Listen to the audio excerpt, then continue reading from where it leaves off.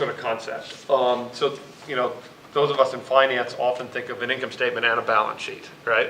Those of us in public organizations tend to think about operating budgets or budgets for a biennium or the next year, and then the receipts and the expenditures. So sort of, you know, sort of more an income statement flow.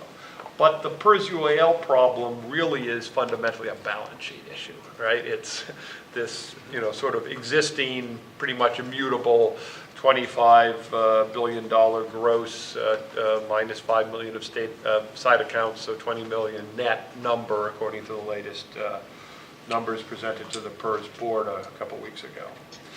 And we tend not to think about the balance sheet quite as rigorously as we think about the receipts and expenditures, the operating budget. I think that's natural. It's true at public universities as well as I'm sure it's true in the state as a whole.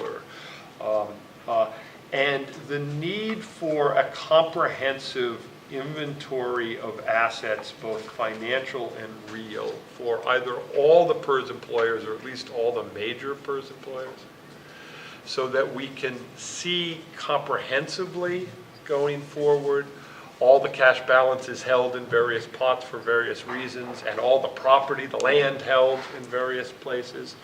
And then think about that as an asset side to a liability side that we also know.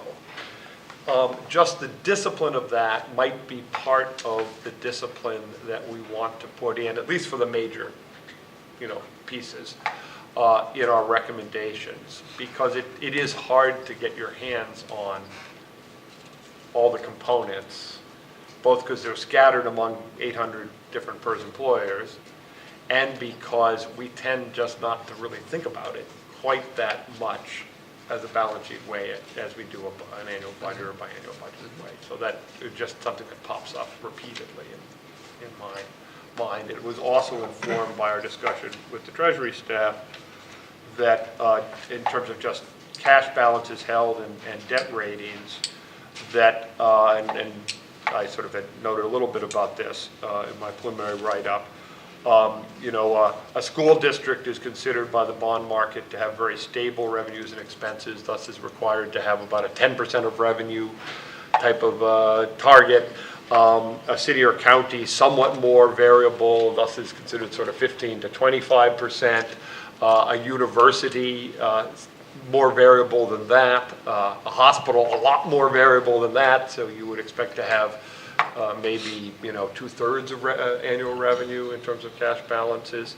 So understanding those things more systematically on a regular and comprehensive basis, at least in this time period, would, I think, help us address the opportunities.